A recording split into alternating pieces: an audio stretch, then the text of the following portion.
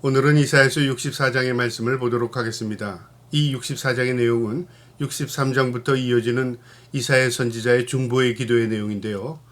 그가 하나님의 뜻을 깨닫고 민족을 가슴에 안고 하나님 앞에 간절히 기도하는 내용입니다. 오늘도 이 기도를 통해서 하나님 앞에 긍휼을 구할 수 있는 또한 저와 여러분 되기를 주님의 이름으로 축복합니다. 64장 1절에 원하건대 주는 하늘을 가르시고 강림하시고 주 앞에서 신들이 진동하기를 불이 섬을 사르며 불이 물을 끓임 같게 하사 주의 원수들이 주의 이름을 알게 하시며 이방 나라들로 주 앞에서 떨게 하옵소서. 이사야 선지자는 하나님의 임재를 간절히 기도하면서 하나님 이 땅에 임재하셔서 악한 세상을 악한 무리들을 심판하시고 하나님의 백성들을 구원하여 달라는 간절의 기도입니다. 그런데 여기 임재의 모습을요, 하나님의 강림을 통해서 불이 물을 끓임같이, 불이 섬을 사름같이라는 뜻을 씁니다. 하나님이 임재하시면 죄악들이 다 소멸됩니다. 하나님이 임하시면요, 모든 불의한 것들이 다 소멸되는 것이죠. 상징적인 의미입니다. 주의 원수들이 주의 이름을 알게 하시며, 원수들, 사탄 마귀들이 하나님의 이름을 몰라서 그런 게 아니라 하나님께서 심판하시지 전까지는 그들이 득세합니다. 그러나 하나님의 심판이 시작되면요, 그들은 두렵고 떨 수밖에 없습니다. 세상의 모든 사람들이 하나님의 계심을 깨닫게 되는 것입니다. 주의 이름이 알게 하시며 이방 나라들로 주 앞에서 떨게 하소서. 하나님의 백성을 업신여기고 하나님을 무시했던 그 이방 민족들이 하나님의 심판 앞에 다 떨게 되고 하나님의 임재를 깨닫게 된다 그 말이죠. 그날을 하나님 간구합니다 그 말이죠. 그래서 믿음의 사람들은요, 이 땅에 소망을 두고 하나님 이 땅에서 잘 되게 해주세요, 그게 아니라 우리의 소망을 하늘에 두고 사는 것입니다. 이 땅은 어떻게 되든지 이미 사탄에게 내어준 바 된 땅입니다. 그래서 우리가 이 땅에 살지만 늘 구별의식을 가지고 살아야 하는 것입니다. 늘 정결한 백성으로 신랑 되신 예수 그리스도를 맞이할 준비를 하고 사는 삶이 바로 이 땅의 삶입니다. 그래서 성경 맨 끝에 주 예수여 오시옵소서 마라나타라는 말이 기록되어 있습니다. 주님이 오심을 고대하고 기다리는 삶, 그것이 그리스도인의 삶입니다. 이처럼 이사야 선지자도요, 하나님 앞에 임재, 강림을 간절히 기도했습니다. 3절에 주께서 강림하사 우리가 생각하지 못한 두려운 일을 행하시던 그때에 신들이 주 앞에서 진동하셨사오니, 주의 강림이 두려움과 연결되어 있습니다.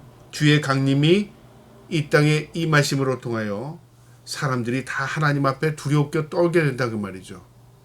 모세가 하나님을 만난 시내산에서 떨기나무 가운데 불이 붙게 되고 하나님의 임재를 깨닫게 됩니다. 그리고 그가 두려워했습니다.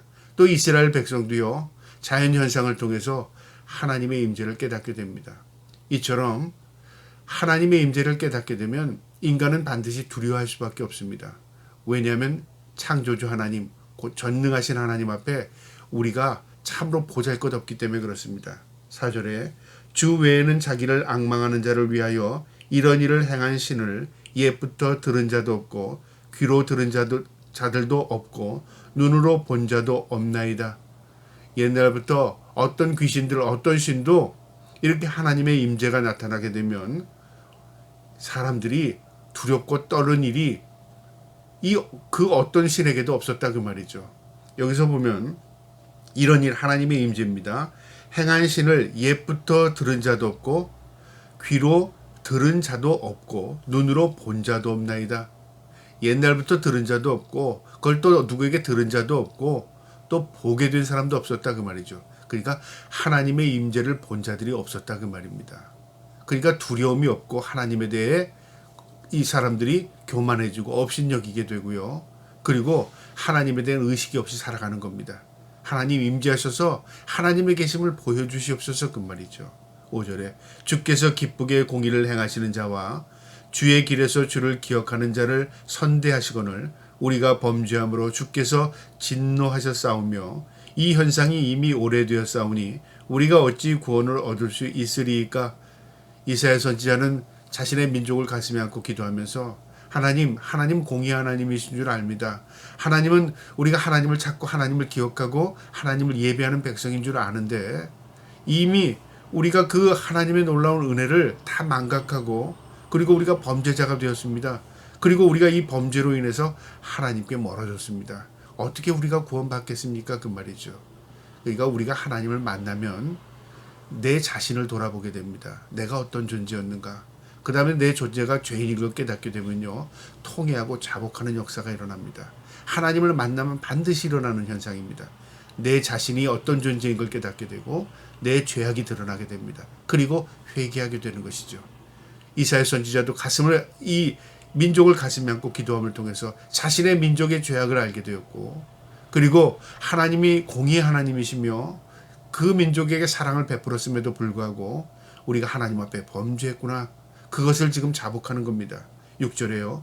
무릇 우리는 다 부정한 자와 같아서 우리의 의는 다 더러운 옷 같으며 우리는 다 잎사귀 같이 시들므로 우리의 죄악이 바람같이 우리를 몰아가나이다. 자신의 모습을 의인화했는데요. 민족의 그 죄악을 의인화했는데 더러운 옷을 입은 자 같답니다. 부정한 자랍니다. 그래서 하나님 앞에 벌을 받는다는 거죠. 이 죄악으로 인하여 우리가 바람처럼 떠도는 존재가 되어버렸다 그 말이죠. 이스라엘 민족이 아수르로부터 짓밟히게 되고 바벨론으로 포로 잡혀가게 되고 이방 민족으로부터 괴로움을 당한 이유가 바로 그들 민족이 강해서가 아니라 우리의 죄악 때문에 그렇습니다. 우리가 하나님으로부터 멀어져서 그렇습니다. 우리의 잘못 때문에 그렇습니다. 그걸 지금 통회하는 겁니다. 우리가 하나님을 만나게 되면 우리의 죄악을 깨닫게 되죠. 내 존재가 어떤 존재인 걸 알게 되죠. 그 다음에 또 내가 하나님 앞에 온전히 믿음으로 서야 한다는 것을 깨닫게 됩니다. 부정하고 더럽습니다. 그 말이죠. 7절에 주의 이름을 부르는 자가 없으며 스스로 분별하여 주를 붙잡는 자도 없사오니 이는 주께서 우리에게 얼굴을 숨기시며 우리의 죄악으로 말미암아 우리가 소멸되게 하셨음이니이다. 이 모든 죄악이 어디로부터 왔냐면 우리 자신으로부터 왔다는 겁니다. 우리가 하나님을 찾지도 않고 부르지도 않았습니다. 스스로 분별하여 하나님을 붙잡지도 않았습니다. 그러니까 하나님의 은혜 없이는 우리가 온전히 하나님을 붙들 수 없습니다. 인간이 죄악된 존재입니다. 그래서 긍휼과 은혜를 간구하는 겁니다. 우리 스스로 하나님을 붙들지도 못합니다. 우리 스스로 하나님을 이름을 부르지도 못합니다. 그 말이죠. 우리의 죄악으로 말미암아 우리가 소멸되게 하셨음이니이다. 하나님께서 그래 방치해 둔 겁니다. 너희 멋대로 살아봐라 그 말이죠. 그 결과가 결국 망하는 겁니다. 우리가 하나님의 도우심이 없으면요, 인간은 망합니다.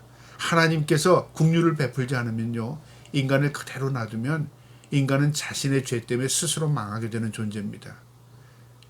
이 이사야 선지자가 민족을 가슴에 안고 기도할 때 우리 민족이 망할 수밖에 없는 존재입니다. 하나님의 은혜 없었으면 우리가 벌써 진작 망했습니다. 그 말이죠. 8절에 그러나 여호와여 이제 주는 우리의 아버지시니이다. 우리는 진흙이요 주는 토기장이시니 우리는 다 주의 손으로 지으신 것이니이다. 놀라운 기도입니다. 이사야가 고대 시대의 이사야가요, 하나님을 전능자, 창조주, 그 다음에 여호와 이렇게 부르지 않고요, 아버지라고 부릅니다. 여호와여 이제 주는 우리의 아버지시니이다. 그러니까 관계, 가장 친밀한 관계, 부모와 자녀의 관계입니다. 우리는 진흙이요 하나님 앞에 빚어지는 존재, 만들어지는 존재, 아무 능력이 없는 흙덩어리에 불과하지만 하나님은 우리의 창조주시로서 토기장이로서 우리를 빚어가고 만들어가고 우리를 다스려 가시는 분이십니다. 그 말이죠. 우리는 진흙이요 주님은 토기장이니이다. 9절에 여호와여 너무 분노하지 마시오며 죄악을 영원히 기억하지 마시옵소서. 구하옵나니 보시옵소서. 우리는 다 주의 백성이니이다. 하나님 너무 분노하지 마시고 진노하지 마시옵소서. 우리는 죽을 수밖에 없는 존재입니다. 우리 죄악으로 인하여 죽을 수밖에 없는 존재입니다. 우리를 기억해 주세요. 그리고 우리가 주의 백성임을 기억해 달랍니다. 이 긍휼입니다. 하나님 이 환난 가운데서도 이 고난 가운데서도 하나님 나를 기억하여 주시옵소서. 우리에게 긍휼이 필요합니다. 간절히 기도하고 있습니다. 10절에 주의 거룩한 성읍들이 광야가 되었으며 시온이 광야가 되었으며 예루살렘이 황폐하였나이다. 그렇게 사람이 많이 모여들고 번성했던 그 도시들이 다 광야가 되고 황폐하게 되고 다 무너졌다 그 말이죠. 이제는 하나님의 성전이 있던 이 시온도 다 우리의 죄악으로 인하여 다 망해졌다 그 말이죠. 망가졌다 그 말입니다. 그러니까 하나님이 능력이 없어서 그런 게 아니라 우리가 하나님을 찾지 않음으로 인하여 하나님께서 모든 것이 소멸되게 하시는 겁니다. 11절에 우리 조상들이 주를 찬송하던 우리의 거룩하고 아름다운 성전이 불에 탔으며 우리가 즐거워하던 곳이 다 황폐하였나이다.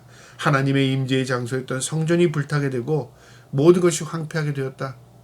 하나님의 말씀대로 그대로 되었다 그 말이죠.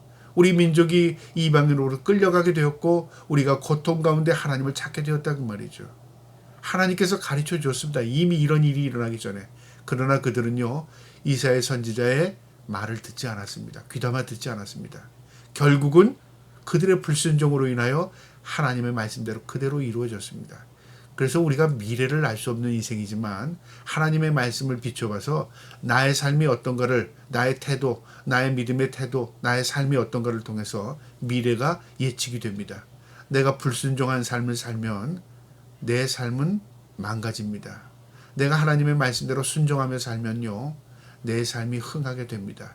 지금이 아닙니다.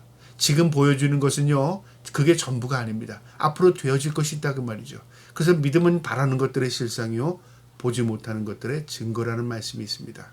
마지막 12절입니다.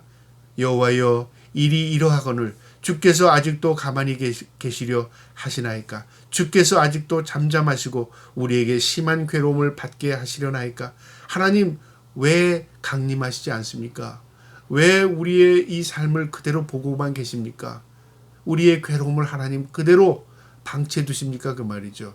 이것은 하나님의 능력이 없어서 한탄하는 게 아니라 하나님 나는 그러지 아니하실 줄 나는 믿습니다. 하나님 나는 구원을 받을 줄 믿습니다. 하나님 이 민족을 해방시켜 줄 줄 믿습니다. 이 민족을 회복시켜 줄 줄 믿습니다는 믿음의 간구의 기도입니다. 우리가 현재 바라보는 것만 바라보고 하나님을 판단하거나 평가하게 되면요, 죄악입니다. 우리가 하나님을 믿고 하나님을 찾고 하나님과 동행하는 인생을 살아가면요, 지금의 삶이 전부가 아닙니다. 앞으로 되어지는 일들을 통해서 하나님을 높이 찬양하는 일이 일어날 것입니다. 그리고 반드시 하나님께서 우리의 모든 삶을 회복시키시고요, 우리의 입을 통하여 하나님을 찬양하기에 합당한 놀라운 삶이 우리에게 나타날 것입니다. 그래서 믿음으로 바라볼 때 진정으로 실체를 볼 수 있는 것입니다. 저와 여러분이 믿음의 눈을 가지고 하나님을 바라보며 소망 가운데 이 땅에서 살기를 주님의 이름으로 축복합니다. 아멘.